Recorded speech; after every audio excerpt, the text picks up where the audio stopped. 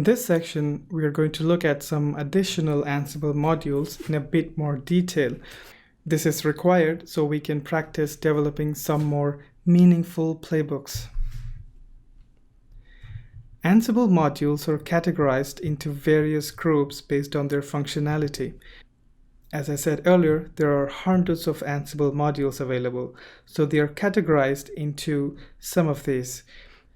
System modules are actions to be performed at a system level, such as modifying the users and groups on the system, modifying IP tables and firewall configurations, working with logical volume groups, mounting operations, or working with services, for example, starting, stopping, or restarting services in a system. Command modules are used to execute commands or scripts on a host. These could be simple commands using the command module or an interactive execution using expect by responding to prompts. You could also run a script on the host using the script module. File modules help with working with files, for example, using the ACL module to set and retrieve ACL information on files. Use the archive and unarchive modules to compress and unpack files. Use find, line in file, and replace modules to modify the contents of an existing file. Database modules helps in working with databases such as MongoDB, MS SQL, MySQL, or PostgreSQL to add or remove databases or modify database configurations, etc. The cloud section has a vast collection of modules for various different cloud providers like Amazon, Azure, Docker, Google, OpenStack, and VMware being just a few of them. There are a number of modules available for each of these that allow you to perform various tasks such as creating and destroying instances, performing configuration changes in networking and security, and managing containers, data centers, clusters, virtual networking, vSAN, and a lot more. And then there are Windows modules that help use Ansible in a Windows environment. Some of them are WinCopy to copy files, WinCommand to execute a command on Windows machine, and there are a bunch of other modules available to work with files on Windows, create an IIS website, install a software using MSI installer, making changes to registry using regedit, and manage services and users in Windows. These are just few modules in few categories. There are lots more, and a comprehensive list can be found at docs.ansible.com along with detailed instructions on each of them. Let's look at few of these modules in detail to understand how you can use them and how to read the documentation page. We will start with command module. The command module is used to execute a command on a remote node. The parameters of the command module, as listed in the documentation page, is shown here. Shown is a sample Ansible playbook using the command module. As you can see, to use the module, you simply create a key value pair of the module name and the parameter, which is the command in this case. In this case, we are instructing Ansible to run the date command on the host, followed by executing the cat etc resolve.conf command to list the contents of the file. In case you needed to change directory before executing a command, for example, I will rewrite the second command in a different form now by removing etc from the cat command and setting change directory parameter to etc. This will ensure that Ansible changes directory to etc before executing the command. This is how a parameter and value is passed to the command module. The creates parameter is used to perform a check before the command is run. For example, this command to create the folder will only run if the folder does not already exist. The remaining parameters are self-explanatory, so we will skip them except for this one right here called freeform. This is worth looking at as you may see it in different modules. Freeform indicates that this module takes a freeform command to run. So what does that mean? You will not be able to input a parameter with the name freeform, like how we just inputted chdir or creates. Our command input, such as cat etc resolve.conf or mkdir/folder, is the freeform input. Not all modules support input like this. For example, the copy module, which is used to copy files from a source to a destination, only takes parameterized input and not freeform input. So as you can see here, copy requires a source file as a src parameter and destination as dest parameter.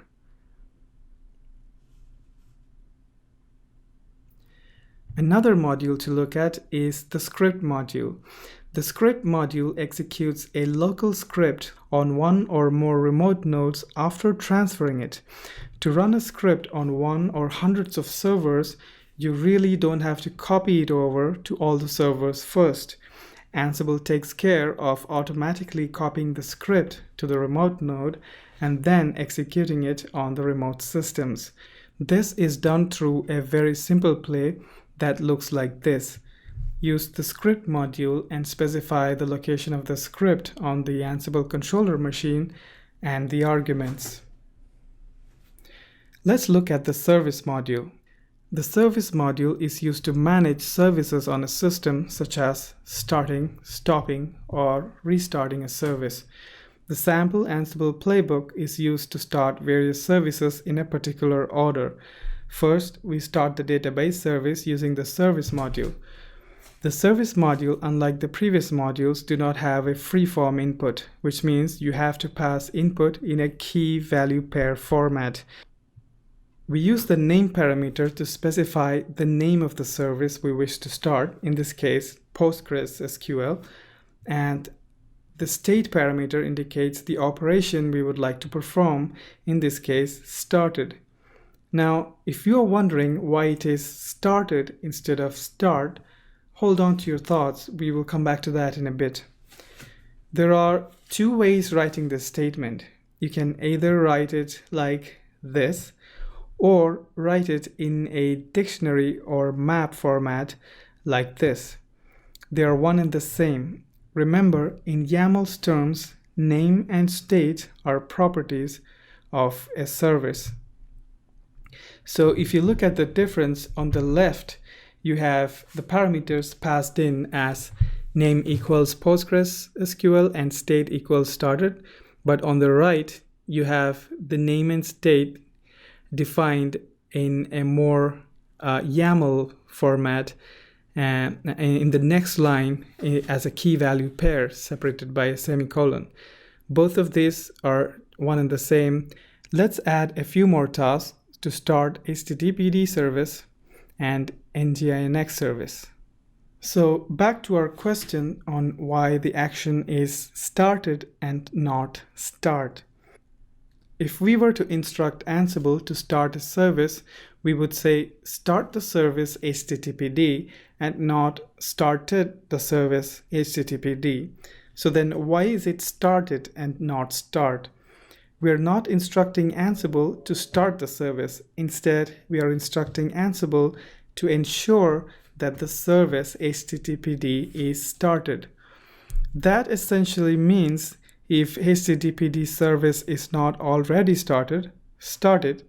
If HTTPD service is already started, then don't do anything. This is called idempotency.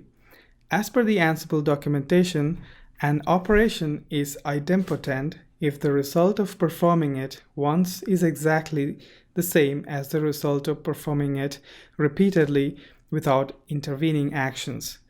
Thus, started, stopped, and restarted actions instruct Ansible to ensure the state of the service. Majority of the modules in Ansible are idempotent, and Ansible highly recommends this. The overall idea is that you should be able to run the same playbook again, and Ansible should report that everything is in an expected state. If something is not, Ansible takes care of putting it into the expected state. Let's look at another module called the line in file module. The line in file module is used to find a line in a file and replace it or add it if it doesn't already exist. For example, we are given a task to add a new DNS server into the etc/resolve.conf file. This simple Ansible playbook using the line in file task adds the new name server information into the etc/resolve.conf file. Remember, the line in file module is idempotent. Let's compare this Ansible playbook with a simple script that tries to achieve the same result. If this script is run multiple times, it adds a new entry into the file each time which is not desired. If you run the Ansible playbook multiple times, it will ensure that there is only a single entry in the file. We will stop there with modules. We will be touching other additional modules in the remainder of the course while we discuss other concepts and look at more playbook examples. As I said earlier, there are hundreds of other modules available. You really don't have to remember all these modules and their parameters. You can always have the Ansible documentation page as a reference or use the command line to list and browse through available modules. In the upcoming coding exercises, we will be providing documentation about each module, so you should be good there too.